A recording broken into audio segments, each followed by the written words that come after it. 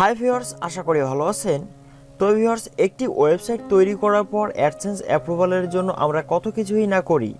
যেমন একটা ওয়েবসাইট সুন্দরভাবে তৈরি করে কাস্টমাইজেশন করে ইউনিকভাবে পোস্ট করতে থাকি, কিন্তু তারপরেও অ্যাডসেন্স অ্যাপ্রুভাল হয় না, বারবার বিভিন্ন সমস্যা দেখায়।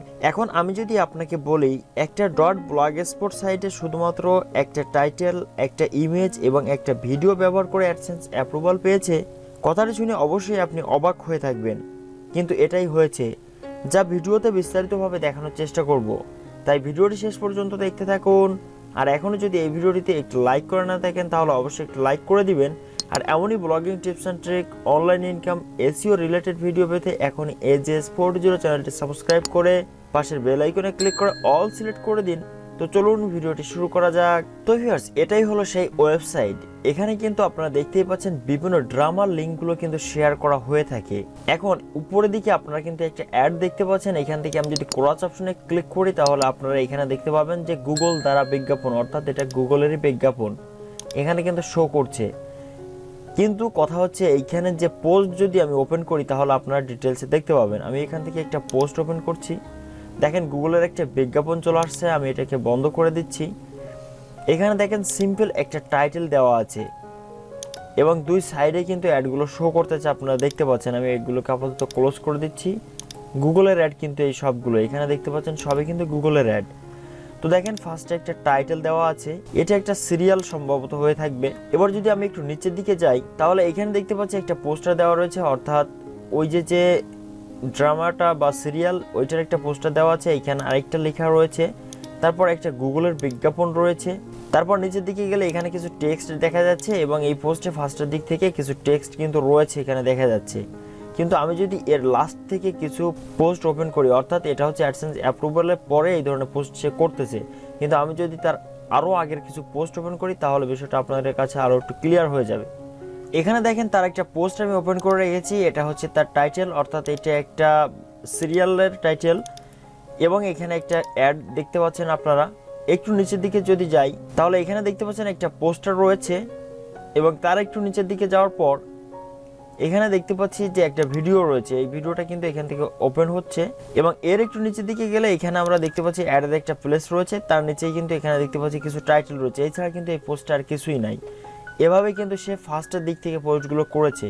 তারপর যখন তার অ্যাডসেন্স অ্যাপ্রুভ হয়ে গিয়েছে, সে একটু ইউনিকভাবে পোস্ট করার চেষ্টা করছে বা বিভিন্ন কিছু লিখে পোস্ট করার চেষ্টা করছে যাতে পোস্টটা বড় হয়, বিভিন্ন অ্যাড শো করাইতে পারে এবং ইনকামটা বেড়ে যায়, যার জন্য রিসেন্ট পোস্টগুলো সে একটু বড় করার চেষ্টা করেছে। কিন্তু অ্যাডসেন্স অ্যাপ্রুভের আগে থেকে, অর্থাৎ তার যখন প্রথম অ্যাডসেন্স অ্যাপ্রুভ হয় তখনই কিন্তু আমি তার সাইটটা ভিজিট করি এবং বিস্তারিতভাবে দেখি। তো দেখি তখন শুধুমাত্র তার একটা টাইটেল, একটা ইমেজ আর একটা ভিডিও ছাড়া তার পোস্টে আর কিছুই নাই, যেটা এখানে আপনারা স্যাম্পল দেখতে পাচ্ছেন। এটা কিন্তু অক্টোবরের 7 তারিখ 2021-এ করা এবং এখানে আপনারা বিষয়টা কিন্তু দেখতেই পাচ্ছেন যে তার পোস্ট করার স্টাইলটা কী ছিল।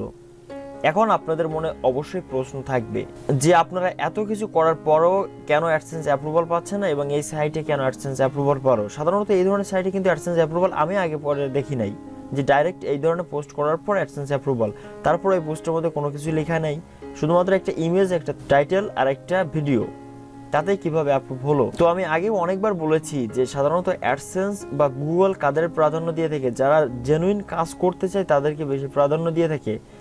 আমরা 10-15টা পোস্ট করার পর কিন্তু বারবার অ্যাডসেন্স অ্যাপ্লাই করি এবং লো ভ্যালু কন্টেন্ট বা বিভিন্ন সমস্যা দেখায়।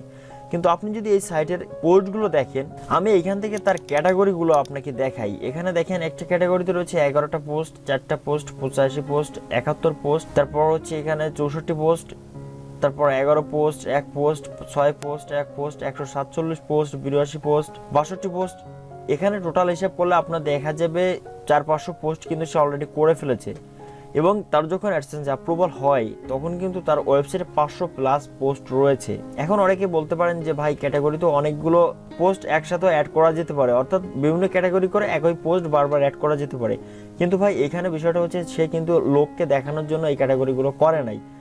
তার যে কোয়ালিটির পোস্ট রয়েছে, যে ধরনের পোস্ট আমি আগেই বলেছি বিভিন্ন সিরিয়ালের সে এখানে পোস্ট করে থাকে, তার প্রত্যেকটা সিরিয়ালের যতগুলো পার্ট রয়েছে সে পার্ট অনুযায়ী সে কিন্তু এখানে পোস্ট করেছে এবং সে পোস্টের এখানে আপনারা দেখতে পাচ্ছেন যে কতগুলো পার্ট সে এখানে পোস্ট করেছে। এখানে সে লোক দেখানোর জন্য ইচ্ছা মতো কিন্তু একটা পোস্ট করে 5টা ক্যাটাগরিতে অ্যাড করেনি। এটা আপনাকে মানতেই হবে। তাহলে আমরা এই ওয়েবসাইটে দেখার পর একটা বিষয় কিন্তু বুঝতেই পারি যে আপনি যতই যা করেন না কেন, জেনুইনভাবে আপনি যদি কাজ করতে না চান তাহলে আপনার অ্যাডসেন্স অ্যাপ্রুভাল পাওয়া খুবই চাপ ব্যাপার। অর্থাৎ এখানে কিন্তু সে সময় দিয়েছে।